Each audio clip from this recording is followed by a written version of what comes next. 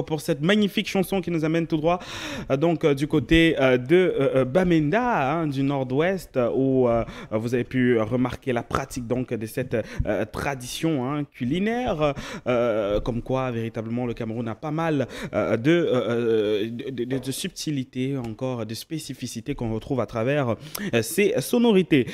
C'est également l'heure à laquelle nous recevons sur ce plateau, parce que nous sommes le mardi, Bernard Bilan et notre très cher Martin Ganet pour cet exercice. Bernard Bilan, bonjour et bienvenue sur ce plateau. Bonjour David Kevin, bonjour Martin, bonjour Stéphie, bonjour à tous les téléspectateurs qui nous regardent ce matin. Alors, vous avez pratiquement planté le décor.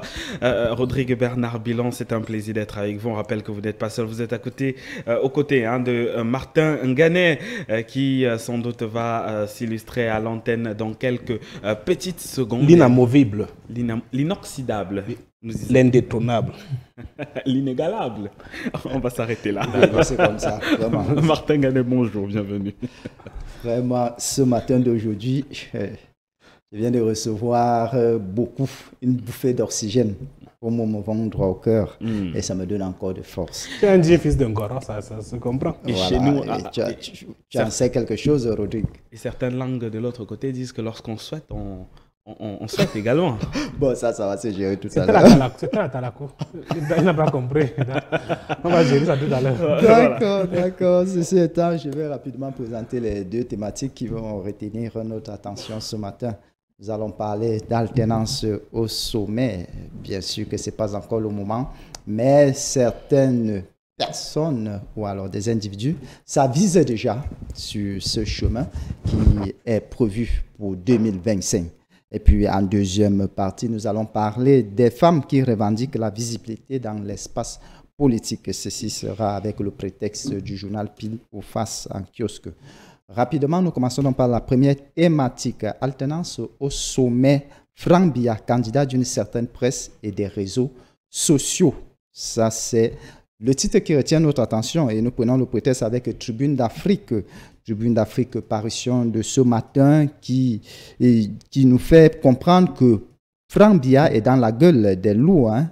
Et puis, le journal souligne que des clans franquistes déjà constitués sont déjà en train de se mobiliser pour une campagne en vue de la candidature du fils du président actuellement en fonction pour l'échéance de 2025. Et puis le Popoli n'en dit pas moins parce que le Popoli souligne également que des campagnes fusent de toutes parts hein, en vue de hisser le fils de Paul Biya comme le futur président de la République du Cameroun. Lorsqu'on en parlait encore hier du cas Samuel Eto'o-Fils, est-ce que les Camerounais sont en quête d'un leader jeune? Parce que tous ces candidats qui sont brandis sont tous des jeunes. C'est une première remarque, Bernard Bilan. Serge Espoir Matomba est jeune. Cabral Di Bilingue est jeune. Maurice Kamto n'est pas jeune. Bon. Franck Biya est jeune. Et vous avez ouvert en disant que une certaine presse et certains réseaux sociaux font de Franck Biya le candidat à l'élection présidentielle de 2025. Et vous avez bien souligné qu'on n'y est pas encore. On n'y est pas encore. Et je vais, moi, rester sur cette logique que si une certaine presse et les réseaux sociaux ont leur président, alors peut-être que Franck Biya serait le président de ces réseaux sociaux et de cette certaine presse-là. Pour dire quoi? J'ai dit dernièrement sur ce plateau que le pouvoir est jaloux. Le pouvoir est jaloux et, à ma connaissance, Paul Biya, son excellence, est encore là jusqu'en 2025, selon le mandat qu'il a eu en 2018. Alors, dessiner Franck Biya comme futur candidat, peut-être, je ne sais pas de quel parti, peut-être du RDPC, à l'élection présidentielle 2025. Premièrement, Franck Biya est citoyen camerounais. Et s'il remplit toutes les conditions, c'est normal qu'il veuille se présenter s'il a l'ambition de le faire, comme tous les autres Camerounais qui remplissent les conditions pour être éligibles. Ce n'est pas exclu. C'est son droit. Mais ça ne sera pas élégant. Pourquoi? Parce qu'on pourrait assimiler cela. Monsieur David Kevin Abala, moi je voudrais dire ici que, élégant ou pas, si le candidat X ou Y a l'assentiment unanime des votants, des électeurs, pour qu'il soit le fils de X et de Y, il sera élu président. Ali Bongo est Maintenant, Ali Bongo est président au Gabon, ça ne fait ni chaud ni froid à personne. par exemple, Pas forcément, on n'a pas les sondages. maintenant, Vous pouvez pas le dire. ce que je voudrais dire ici, évitons de faire dans la prestidigitation politique, ça je vais le dire ainsi, et évitons de détourner les Camerounais des réels problèmes qui minent leur quotidien. Parce que, vous savez, une certaine presse, et je vais rester dans ce... Je respecte beaucoup Tribune d'Afrique de M. Faustin Djikam, mais une certaine presse a l'art de dérouter les Camerounais. C'est-à-dire d'aller créer un débat pour distraire les Camerounais et animer le jeu ou bien le débat politique au Cameroun. Ils sont champions dans ces pratiques. Vous savez que ça ne date pas d'aujourd'hui. D'aucuns voyaient déjà Franck Biakanda en 2018. Vous vous souvenez? D'aucuns voyaient même déjà Franck Biya au gouvernement. Mais il faut dire qu'il y a même des prospectus qui sillonnent dans les réseaux sociaux. On voit l'image du fils du président Monsieur Ngané, avec des messages. Monsieur Ngané, je peux rester dans ma chambre, justement, faire un prospectus, bien sûr, mettre ton visage, bien sûr, et dire qu'en 2025, votez Martin Ngané, candidat sûr pour le développement du Cameroun. C'est possible, non? On rappelle qu'il a démenti tout cela. Il a affirmé effectivement qu'il n'a aucune intention de ce genre et que s'il y avait forcément des intentions, il devait passer par les voies normales et légales. Alors là, c'est pour revenir à cela. Les Camerounais ont, je dis, une certaine presse à être champion dans l'art de la diversion. Est-ce que ce n'est pas aussi une stratégie pour tuer, comme on dit souvent, le poussin dans l'œuf? Peut-être. Peut-être. Mais vous convenez avec moi et vous me dites, Franck Biya n'a aucune ambition politique. Ça, il faut qu'on se le dise. Laissons Franck Biya mener sa vie d'homme d'affaires. Bon, disons qu'il n'a jamais exposé, quoi. Il ne l'a jamais exposé. Mais quand tu as dit qu'il n'a pas d'ambition, c'est pas trop dit. Mais c'est ce qu'il vient de dire, qu'il n'a jamais eu cette idée. Il a dit pour le moment. Il a dit officiellement, tout de même. Mais il a dit officiellement. Mais pour le moment, qu'est-ce que vous entendez par pour le moment? Bien, vous voulez sous-entendre que peut-être dans 2 ans, il va changer d'avis? Mais nous savons que le Cameroun, l'homme est un doyen et divers. C'est vrai, je suis parfaitement d'accord avec vous. Mais on dit aussi chez nous qu'un cadavre qui veut se réveiller, on ne le reconnaît pas les yeux. Si Franck Biya avait eu une intention politique, vous savez combien d'années il faut pour préparer une élection présidentielle? Ce n'est pas 2 ans, hein? Ce n'est pas 3 ans, ce n'est pas 5 ans, ce n'est pas 7 ans. C'est au moins 10 ans. Pour ambitionner être candidat à une élection présidentielle. Alors ça se prépare. Peut-être vous me direz que non, mais il a déjà toute la machine. Encore que là, à ce niveau, il y a problème. J'ai suivi avec beaucoup d'attention votre revue de presse où, peut-être c'est encore Djikam, Tribune d'Afrique bien messager, qui a parlé d'un congrès du RDPC qui serait en préparance. Je n'ai pas dit en préparation, en préparance. Ça, je mesure mes mots. En préparance pour le mois de mars. Oui, attendons ce fameux congrès. Et vous savez le mode, vous savez qu'au RDPC, c'est le président du parti qui est candidat à l'élection présidentielle. Les candidats, ils ont leur expression candidat naturel à l'élection présidentielle. Donc, pour que Franck Biya soit candidat à l'élection présidentielle, attendons d'abord que le congrès du RDPC, qu'on attend depuis des années, puisse avoir lieu et qu'on voit que Franck Biya est devenu peut-être vice-président. Je prends un cas simple. Hein. C'est pas exclu. C'est pas exclu. Je dis, attendons, ne posons pas la charrue avant les bœufs. Attendons, le temps nous donnera raison ou tort. N'est-ce pas? Attendons que ce congrès ait lieu, que M. Franck Biya ait sa carte de membre, s'il ne l'a pas encore, ait sa carte de militant, entre dans le bureau politique, peut-être devienne vice-président de ce parti, avec espoir que dans 2 ans, son père va démissionner de la présidence du parti et qu'il va devenir président de ce parti et par conséquent sera le candidat naturel du RDPC à l'élection présidentielle 2020. C'est pas le schéma. Tant qu'on n'y est pas encore, évitons de la gesticulation politique. Évitons de la manipulation de l'opinion publique. Je pense que les Camerounais ont des problèmes plus sérieux. Voilà le Covid-19 qui nous dérange. Voilà les vaccins qui posent problème. Voilà l'autoroute de Douala qui n'est pas encore achevée. Voilà, les Camerounais cherchent 1000 francs pour rationner leurs femmes et leurs enfants. Je pense que les Camerounais ont un problème plus sérieux. Si une certaine presse veut vendre son journal, ce n'est que normal. C'est le titre qui vend le journal. Et quand on sait qu'au Cameroun, quand on va voir Franck Biya, successeur de Paul Biya, tout le monde va venir acheter la presse, même si dedans il n'y aura rien de bon, ils sont dans leur travail. Donc, je pense qu'il ne faut pas distraire les Camerounais. Voilà le schéma qui est tracé. Maintenant, si Franck Biya, qui a d'ailleurs démenti, et que M. Ngane me dit que peut-être c'est pour le moment, peut-être que dans 2 ans, il va changer d'avis, et peut-être qu'il va créer son propre parti pour ne pas être de RDPC, ou bien il va se rallier à un autre parti autre que le RDPC, ou s'il est dans le RDPC, il faudrait que, comme je l'ai dit, le congrès ait lieu, et qu'à ce congrès, on renouvelle les organes dirigeants de ce parti, de la base jusqu'au sommet, et que M. Franck Biya puisse entrer dans la sphère ou bien dans le bureau restreint de ce parti et peut-être brigue, comme on a vu en Guinée équatoriale, qui est vice-président du Parti démocratique de Guinée équatoriale, PDRE. Justement, le fils. C'est le fils, Théodore, et on le prédestine à prendre la place de son père. Voilà un chemin qui est tracé. Bernard Bilan. Permettez que voilà un chemin qui est tracé. Théodore, qui est vice-président du Parti démocratique de Guinée équatoriale, son père qui est le président. Alors, tout laisse à croire. Et il est quoi? Il est même vice-président du pays. Donc, tout laisse à croire que tout est balisé pour que Théodoring Obiangema devienne président de la République de Guinée équatoriale. Peut-être ça peut changer entre temps. Mais au Cameroun, on n'y est pas encore.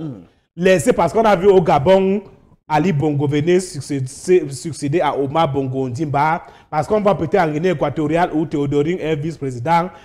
Laissons le Cameroun, c'est le Cameroun. Le Cameroun a ses spécificités. Ce qu'on peut faire actuellement, c'est d'accompagner le chef de l'État dans sa grande politique. J'ai vu un communiqué qui a fuité dans les réseaux sociaux où le président, le directeur, M. Eric Essous, qui est le directeur général des élections, demande à adresser une correspondance au président des conseils régionaux pour leur demander de modifier, de faire une étude sur la modification du code électoral. Je pense que ça trahit beaucoup de choses. Et je dis, ça reste dans la logique du président Paul Biya, qu'il veut laisser un environnement politique sain et propice pour que tous les Camerounais puissent s'émouvoir et se réjouir d'être Camerounais avant de partir. Je pense que voilà ce qui doit nous intéresser. Pas de faire de la prestidigitation politique ou bien de la presse au Cameroun. En tout cas, on retient l'expression ce matin, Bernard Bilan. Tout de même, il est important qu'on s'intéresse sur le personnage qui attire autant, qui attire également autant les lumières ce matin. On parle bien sûr de Franck-Emmanuel Biya. J'aimerais qu'on s'intéresse sur la personne qui, tout de même, réunit des critères. Vous m'arrêtez si j'ai une bêtise, qui réunit des critères de discrétion, de perspicacité. On le voit très souvent. On a l'impression de voir... Et c'est ce qui pose problème. Je pense qu'il est l'image parfaite de son père. Effectivement. Discrétion. Vous n'allez jamais voir Franck Biya se mettre en public, bien brandir son statut de fils du président pour faire des exactions à gauche et à droite. Rappelons tout de même, Bernard Bilan, qui est l'une des personnes qui est très souvent également aux côtés du président de la République. Est-ce qu'au nom effectivement de, je veux dire, de cette proximité avec le chef de l'État, il n'aurait pas à retrouver, comment dire, à acquérir quelques connaissances pour, pourquoi pas la gestion, pourquoi pas du pays, si toutefois il se propose comme étant candidat aux élections de 2025, parce que de plus en plus on se rend compte que le modèle africain est en train de s'arrimer pratiquement au royauté. Est-ce que finalement c'est pas aussi le modèle qui correspond? Je ne voudrais pas qu'on se contredise. Vous venez d'affirmer tout à l'heure que M. Franck Biya a démenti tout cela. J'ai précisé, si toutefois il se propose d'être président. Si toutefois, attendons que cela arrive avant de faire des débats. Pour le moment, Franck Biya a démenti toutes ses ambitions, tout ce que la presse dit. Et être aux côtés de son père, ce n'est que normal, c'est le fils de son père. Vous n'êtes pas aux côtés de votre père? Est-ce que c'est parce que vous êtes aux côtés de votre père est menuisier, que vous serez menuisier? Pas forcément. Est-ce que parce que votre père est, je ne sais pas, instituteur et que vous êtes à ses côtés, que vous aussi serez instituteur. Mais si vous l'accompagnez dans l'émission, vous pouvez avoir la vocation à un moment donné. Vous pouvez être un conseiller de l'ombre, mais pas sans pour... Il y a la vocation, comme vous dites. Mais jusqu'à présent, rien ne demande que Franck Biya a la vocation. Je peux me tromper, mais je dis, évitons de nous lancer dans des débats qui sont hors d'actualité. Nous ne sommes qu'en 2021. Nous connaissons déjà les candidats qui vont... On connaît déjà quelques candidats qui vont se lancer dans la course en 2025. Maurice Kamto aussi, si son parti existe encore. On a encore, et on sait que lui sera candidat. Vous craignez la disparition du MRC? Mais tout est destiné pour que le MRC disparaisse. Parce que le MRC risque de disparaître et sera la... Comment dire? On dit que la colonisation portait en elle-même les germes de sa propre destruction. C'est ça, non? Ça, mais moi, à l'école, ça fait des années. On disait que la colonisation portait en elle-même les germes de sa propre destruction. Donc le MRC peut porter en lui-même les germes de sa propre destruction. Vous voyez, avec cette démission de père fondateur, ce n'est pas le débat du jour. Mais c'est pour dire que laissons Franck Biya là où il est. C'est un homme d'affaires. C'est ce qu'on sait. Il est dans les affaires. Il fait dans le bois et autres. Il a ses camions, ses engins et tout. Laissons-le. Qu'il soit à côté de son père, ce n'est que normal. Son père a besoin de lui. Encore qu'il est son fils. Et un papa de 88 ans ne peut avoir que besoin de la chaleur de ses fils et de ses proches. Je pense, pour la politique, je pense à dessiner tous les schémas ici. Attendons que l'un de ces schémas se réalise avant de commencer à faire de la gesticulation. Est-ce qu'il vous inspire, est-ce qu'il suscite aussi en vous de l'admiration comme son Franck Biya. Je ne m'attarde pas trop sur lui. Parce qu'il ne se fait pas voir. Et si en tant que citoyen, il venait à poser sa candidature pour 2025? J'évaluerai son... Je ne le prendrai pas pour son nom, Biya. Parce que c'est ce qui fait problème au Cameroun. Parce que je t'appelle Biya, on va dire c'est la succession. Et David Kevin vient de le dire, quand on tend vers un royaume. Non, je ne l'ai pas dit de cette façon. Il a dit certains pays africains, tu as dit l'Afrique tend vers la royauté. Est-ce que ce n'est pas ça qu'on pourrait voir au Cameroun? J'aimerais qu'on recontextualise. Oui, recontextualise. On a le cas, par exemple, au Maroc, où on a un roi, où les choses se passent assez bien. Tout à fait. On sait que l'Afrique a été, comme selon les analyses également qu'on a eues sur ce plateau avec Guy Fila-Messanga, qui disait effectivement que selon le modèle africain, depuis la nuit des temps, on parlait de royaume. Est-ce qu'il n'est pas question de revoir un peu, de redéfinir un peu le concept de la démocratie en Afrique, en y mettant, pourquoi pas, des leaders de cette forme-là, peut-être en changeant les termes? Est-ce que peut-être ce n'est pas cette formule qui m'a, je vous ai parlé du président Obiangema, qui est effectivement son fils. On peut aussi parler du Togo avec Faure Gnassingbé et Yassibé Oyademaïto et tout, père et fils. Finalement, la question était de savoir, est-ce que finalement, ce n'est pas peut-être le modèle qui peut être bénéfique? Vous vouliez que je fasse une étude transversale de toute l'Afrique ou bien une étude une analyse globale qui pourrait également profiter au Cameroun? Je ne suis pas historien. Donc, je n'étudie pas les sociétés contemporaines. De deux, je n'ai pas fait une étude sur l'Afrique, ni les démocraties en Afrique. De trois, ce que je peux dire, c'est pour le Cameroun et ce qui me concerne. C'est vrai qu'on a eu le cas au Togo avec les Gnassingbé, père et fils. On a eu le cas, je ne peux pas prendre du Maroc parce que le Maroc c'est un royaume. Absolument, au Gabon. On a pris le cas au Gabon avec Bongo père, Bongo fils. Peut-être il y a un cas qui se dessine en Guinée équatoriale en cours de téléchargement. Mais je dis, le Cameroun est une démocratie. Et le président Paul Biya avait dit qu'il veut laisser l'image de celui-là qui a apporté la démocratie et tout ce que vous connaissez au Cameroun. Connaissant le père Paul Biya, je ne vois pas Paul Biya laisser son fils. Ça, je vous le dis et retenez-le. Nous sommes le 26. 3. On ne parle pas de succession, on ne parle pas de laisser, on parle d'une vocation. Voilà. Vous voulez masquer les mots. Absolument. Non, vous voulez masquer les mots. Non, absolument. Monsieur David Kevin et Monsieur Ghané. Non, vous voulez masquer les mots. Absolument pas. Parce que pour vous et pour une certaine presse. Absolument pas, je précise. Le président Biya veut laisser son fils. Non. Avant de partir. Non. Et je l'ai dit à l'entame de mon propos que s'il arriva que Franck Biya accède au pouvoir, ce n'est pas son nom qui m'intéressera. Ou bien, s'il arriva qu'il pose sa candidature pour être président de la République, ce n'est pas son nom qui va m'intéresser, mais c'est le projet politique qu'il va présenter au Camerounais. Bien sûr. On ne lit pas quelqu'un pour son nom. mais c'est pour le projet politique qu'il présente au Cameroun, le projet de société. C'est ce sur quoi nous voulons d'ailleurs nous accorder. Alors, c'est donc pourquoi je vous dis, c'est donc pourquoi nous ne sommes pas encore. Est-ce que vous avez peur de quoi? D'être confronté à cette réalité, Bernard. Laquelle? Parce qu'on a l'impression que vous ne voulez pas prendre position. Je dis ceci, je résume ce que je dis. Peut-être on se comprend très mal. Je l'ai dit à l'entame. Monsieur, à ce que je sache, je me tromper. Monsieur Franck Emmanuel Biya est un citoyen camerounais qui a les droits et les devoirs. N'est-ce pas? Il est de nationalité camerounaise, sauf si je me trompe. Peut-être qu'il y a une autre nationalité cachée. Je ne sais pas. Monsieur Franck Biya est libre de se présenter à une élection dès lors qu'il remplit toutes les conditions qu'il faut. Que ce soit municipal, législative ou présidentielle. Au Cameroun, il n'y a pas de candidat indépendant. Pour être candidat à une élection, il faut être sous la bannière d'un parti politique.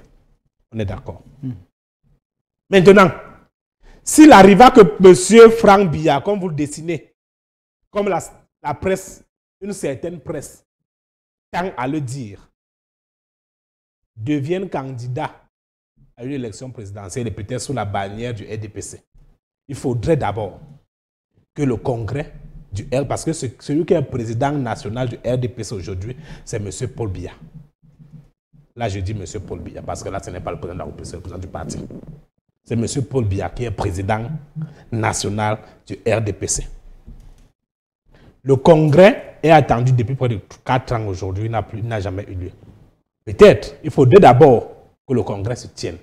Je dis bien si M. Franck Biya est prédestiné à être candidat à une élection présidentielle sous la bannière du RDPC, il faudrait que le congrès se tienne et qu'au sortir de ce congrès du RDPC, que M. Franck Biya accède déjà au directoire de ce parti. Peut-être pourquoi pas, on crée un poste de vice-président du RDPC avec l'espoir qu'il va succéder à son père si celui-ci arrive à démissionner peut-être avant la fin de son mandat pour qu'il soit le candidat naturel, parce que RDPC, c'est le président du parti qui est le candidat naturel de ce parti à l'élection, sauf si les textes changent entre-temps. Je voudrais qu'on se comprenne. Nous ne sommes pas encore. Rien n'a été dit dans ce sens. Attendant le congrès, de 1. De 2, M. Franck Biya, étant citoyen camerounais, peut créer son parti politique. Et être, si son parti politique est créé et validé par le MINAT, il peut être candidat à une élection présidentielle. Là, c'est de 2. De 3, M. Franck Biya, s'il a les intentions d'être candidat à une élection présidentielle, peut se rallier à notre parti. On a vu Cabral Libi le faire avec le parti Univers, avant de créer son propre parti, le PCRF. Est-ce qu'on se comprend? Maintenant, dire que peut-être j'aurais peur de voir Franck Biya être candidat, je n'aurais jamais peur parce que ce n'est pas lui qui me donne à manger. Mais il prédestine tout de même. Ce n'est pas Paul Biya qui me donne à manger. Qui contribue. Je voudrais qu'on se comprenne. Qui contribue. Ce n'est pas lui qui me paye à HTV. Ce que je voulais dire, c'est quoi? C'est que, pour le moment, M. Franck Biya a décliné, ou bien a balayé tout ça d'un revers de la main en disant qu'il n'est pas, pour le moment, dans cette sphère politique. C'est très important pour le moment, dans cette sphère politique. Il peut arriver que ces idées changent. Voilà. Quelques années plus tard, ou bien quelques jours plus tard. Il peut revenir demain, ou bien tout à l'heure, dire que bon, en fait, j'ai changé d'avis, je vais me lancer. C'est possible, ce n'est pas exclu. Ça arrive très souvent en politique. Oui, ça arrive, mais il n'est pas encore en politique. Comme en Côte d'Ivoire. Maintenant, si M. Franck Biya arrive à avoir des ambitions politiques et qu'il se présente à une élection, ce n'est pas son nom qui va m'intéresser. Mais son nom peut contribuer.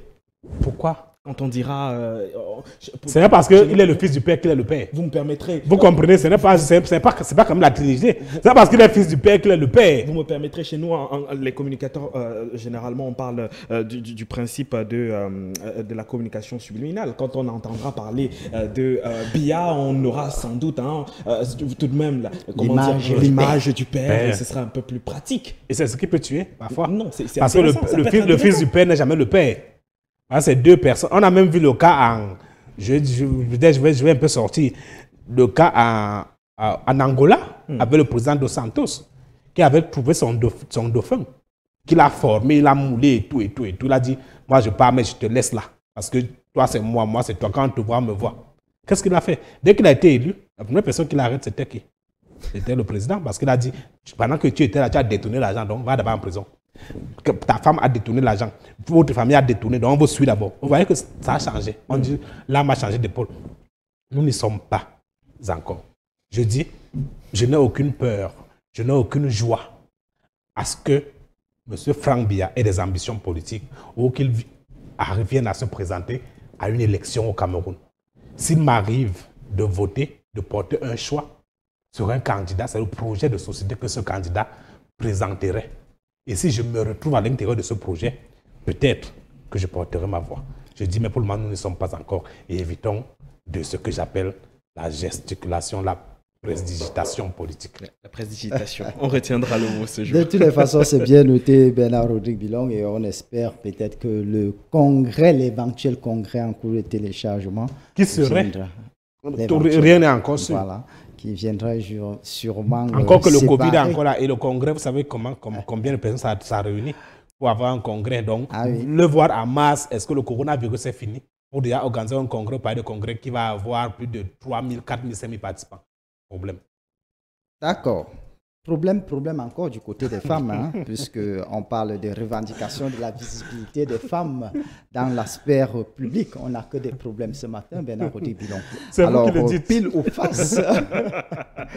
face en kiosque ce matin, nous fait part de la professeure Viviane Ondouabiwele qui a fait un exposé sur la tacite discrimination des femmes. Et elle profite de l'occasion pour tirer une sonnette d'alarme par rapport à la rumeur de l'éventuel remaniement ministériel qui serait en cours de téléchargement. Question de dire au président de la République de tenir compte des femmes parce que nous nous rappelons que les récents événements, on parle du conseil régional, pas de femmes. On a encore eu hier la commission des droits de l'homme, pas de femmes toujours. Le président aurait-il oublié ces femmes ou alors ces dames? Le président Paul Biya n'a jamais oublié les femmes. Tout comme il n'a jamais oublié les jeunes. Mais tout se fait graduellement. Vous conviendrez avec moi que lorsque le président Paul Biya prenait le pouvoir en 82... Pourquoi c'est les femmes qui doivent attendre Bernard Rodrigue Bilong si tout se fait graduellement? Mais comme j'ai dit graduellement, c'est un processus. Hier, nous n'avions pas le conseil constitutionnel, je ne on a là. Hier, nous n'avions pas les conseils régionaux, aujourd'hui on les a. Il y en a de priorité. Hier, monsieur David Keba. Mais pourquoi les hommes ne sont pas absents dans cette gradualité? Vous souhaitez que les hommes soient absents? Peut-être les femmes ont d'accord. Faites la suggestion au président Paul Biya, peut-être qu'il comprendra. Faites la suggestion. Mais je ne sais pas dans quel pays au monde les femmes sont majoritaires dans les institutions que les hommes. Prenez-nous un pays au monde. Peut-être que moi ça m'échappe. Même dans les plus grands. Non, mais soyons sérieux. C'est pas le cas, mais parce que là, vous voulez un peu me distraire. Je dis, prenez-moi un modèle de démocratie en Afrique et dans le monde où les femmes sont majoritaires dans un gouvernement ou bien dans l'administration que les hommes. Vous considérez un modèle sans femmes? Non, je n'ai pas dit ça. Je n'ai pas dit qu'il n'y a pas de modèle sans femmes. J'ai dit les femmes sont une composante essentielle dans la gouvernance et dans la gestion des affaires publiques. Et le président Paul Biya en fait un cheval de bataille. C'est pour ça que vous avez vu, même Mme Justine Difo, en créant Moi Women in Politics, peut vous dire qu'aujourd'hui elle est satisfaite. Parce qu'elle est nommée PCA ou quoi? Pardon? Vous voulez me distraire. Vous voulez me distraire. Et c'est pas bon. C'est pas bon. Là, ça ne dure pas nos téléspectateurs. Vous voyez? Tout de même, non. Vous voyez? Vous pensez qu'elle ne mérite pas? Non. Je ne l'ai pas dit. Non. Vous pensez qu'elle ne mérite pas d'être PCA? Elle mérite d'être PCA, hein, le président de la République. Pourquoi donc faire ce crochet? À toutes les analyses pour... Vous me distraire. Là, vous m'avez fait perdre le fil d'idée. En d'autres côté, vous prenez ce que je disais, c'est quoi? C'est que Mme Justine Difo, en créant More Women in Politics, avec une ambition, c'est plus d'implication des femmes dans l'aspect politique aujourd'hui. Et aujourd'hui, au Sénat, à l'Assemblée nationale, dans des mairies, des communes, vous voyez la présence des femmes. C'est au moins à 35%, au moins à 30%, je prends le bas mot. Hier, en 82, quand le président Paul Biya arrivait au pouvoir, vous savez, vous connaissez le pourcentage des femmes dans l'administration. Aujourd'hui, on a les femmes qui sont préfets, sous-préfets, colonels. Peut-être, on ne sait jamais. Peut-être, dans l'année prochaine, on aura une femme gouverneure au Cameroun. Peut-être. Je dis, c'est un processus. On a des femmes ministres, secrétaires d'État, secrétaires généraux des ministères. Des femmes, j'ai dit secrétaire général, parce qu'on dit une femme. C'est patriarcal. Des ministères. Maintenant, qu'est-ce que vous voulez? Qu'est-ce que vous voulez? Je dis c'est un processus. Accordons le bénéfice. Cette Biwele, Madame Biwele, elle avait un poste. Elle a été directrice générale d'une agence, le nom m'échappe. Mais je vais y revenir avant qu'on la débarque. Elle a occupé les hautes fonctions dans ce pays, avoir géré une administration dans ce pays. Qu'est-ce que vous voulez? Mais Bernard on ne peut pas tout avoir en un clic. Conseil constitutionnel, je vais parler de conseil régional, oui, mais encore la commission des droits de l'homme, toujours pas de femmes, ça devient quand même. Vous êtes sûr qu'il n'y a aucune femme dans la commission nationale des droits de l'homme? Vous avez vérifié les membres? Je voudrais, mais s'il y en a peut-être une. Minoritaire, toujours. Très minoritaire. On est toujours dans un régime où vous savez, qu'est-ce que vous entendez par patriarcat? Les hommes devant. Les femmes derrière. Non, on n'a pas dit les femmes derrière, les hommes devant toutefois. Sachez que derrière un grand homme se cache une grande femme. Ça, vous le savez aussi, j'espère bien. Maintenant, c'est de la rhétorique. Mais les faiseurs de rois sont dans l'ombre. Est-ce que vous le saviez? Les faiseurs de rois sont dans l'ombre, ne se font pas voir. Et quelle est la valeur des faiseurs de rois? Quelle est la valeur des faiseurs de rois? Allez poser la question au roi. Ils vous donneront le rôle et la place qu'occupent ces femmes de l'homme et ces hommes de l'homme. Pour dire quoi? Ne demandons pas tout. Peut-être c'est une diversion. Parler de la Commission des droits de l'homme aujourd'hui. J'ai vu une certaine presse qui m'a dérangé. Kalara qui tire sur le décret du président qui aurait mis des repris de justice. Il oublie que quand lui-même il était dans cette commission des droits de l'homme où il a mangé pendant des années, il n'a pas parlé. Maintenant qu'on l'a débarqué, il tire sur cette commission. Monsieur Christophe Bobiokono, qui est le journal Kalara. Je dis, faisons attention. C'est un peu ce qu'on voit avec ce que Mme Biwele vient de dire. On sait qu'elle écrit beaucoup. On connaît son niveau intellectuel. C'est une femme respectée et respectable. Mais je dis, aujourd'hui, faisons l'évaluation. Le Cameroun il y a 10 ans et le Cameroun d'aujourd'hui. Je pense, moi, il y a 10 ans. Quelle est interrogeons les avancées enregistrées dans l'insertion des femmes dans la gestion des affaires publiques, en politique, tout. Je dis, on ne peut pas tout avoir. C'est vrai. Et aucune démocratie, je dis, démontrez-moi le contraire. En Afrique, on parle de Ghana et tout et tout. On parle des autres États et tout peut-être. Montrez-moi une où vraiment il y a la parité 50-50. C'est difficile à atteindre. Mais ça fait partie des OMD. Objectif du développement. Ça arrivera. Ça arrivera. Je dis, laissons le président Paul Biya continuer son travail. J'ai voulu dire, son bon travail. Même s'il y a des oiseaux de mauvaise augure qui ne voient pas ce travail-là et qui chaque jour écument les presses, les radios, les télévisions pour dire que le régime de Paul Biya ne fait rien. Je dis, à chacun son tour chez le coiffeur. Et je ne sais pas, le président Paul Biya a dirigé le Cameroun. Est-ce que vous avez même la possibilité de diriger une association de quartier? Je ne pense pas. Diriger un pays, ce n'est pas diriger une famille. Encore que dans vos familles, vous n'êtes même pas chef de famille. Ça pose problème. Laissons le président Paul Biya faire son travail et gérer le pays. Je pense que c'est le plus essentiel. Et c'est le message à certaines presses, n'est-ce pas? Non, certaines presses qu'elles s'occupent. Non, la presse fait son travail. C'est-à-dire, veut vendre. Cherche le Nyama comme quelqu'un avait chanté. Et ce message adressé à qui, Bernard Bilon? À tous ceux qui, je n'ai pas encore utilisé l'expression, à tous ceux qui tendent à peindre le Cameroun comme ce pays où il n'y a pas de démocratie, où il n'y a pas des avancées, où il n'y a rien, où un certain régime aurait tout embrigadé. Je dis, le Cameroun a ses forces, ses faiblesses. Tout n'est pas parfait. Je dis, tout n'est pas parfait. Mais tout n'est pas mauvais non plus. tout n'est pas bon non plus. Absolument. Bernard Bilon, je souhaiterais, pour le compte de la question cocktail aujourd'hui, qu'on s'intéresse à une déclaration, n'est-ce pas, à une sortie qui a fait véritablement bouger la toile. Je vous parle notamment de cette sortie de Clarence Yongo, qui était donc l'ancienne directrice de campagne de Serge Espoir Matomba, qui a accusé, qui accuse, n'est-ce pas, ce dernier d'être un escroc. Je vais lire quelques lignes de cette sortie pour vous. Au sujet donc du débiteur indélicat, le 21 février 2020, sont arrivés à mon bureau 3 individus, 2 hommes et une femme. Pendant que l'un des hommes se dirige vers la porte centrale, entre sans frapper et demande à me rencontrer, les autres sont à l'extérieur et font le guet. Étant en clientèle, l'homme aux lunettes noires veut absolument savoir où me trouver. Il pose des questions de façon menaçante. L'un de mes collaborateurs m'appelle et lui passe le téléphone. L'homme dit être à mes trousses pour une affaire urgente me concernant. Je lui réponds que je suis en clientèle et qu'on peut prendre un rendez-vous, mais évidemment mon interlocuteur décline cette proposition. 3 jours plus tard, mon collaborateur arrive à la police judiciaire pour un reportage et rencontre sur son passage le même monsieur aux lunettes noires qui feint ne pas le reconnaître. En réalité, le pseudo-leader de Bonaberry envoyait des éléments pour exercer un trafic d'influence afin que je ne revendique plus mon argent. Il fallait alimenter la frayeur pour que je me taise. Je devais garder le mutisme sur sa filouterie. Pourtant, quelques jours plus tôt, le politicien prenait engagement devant témoin de rembourser ce qu'il me doit.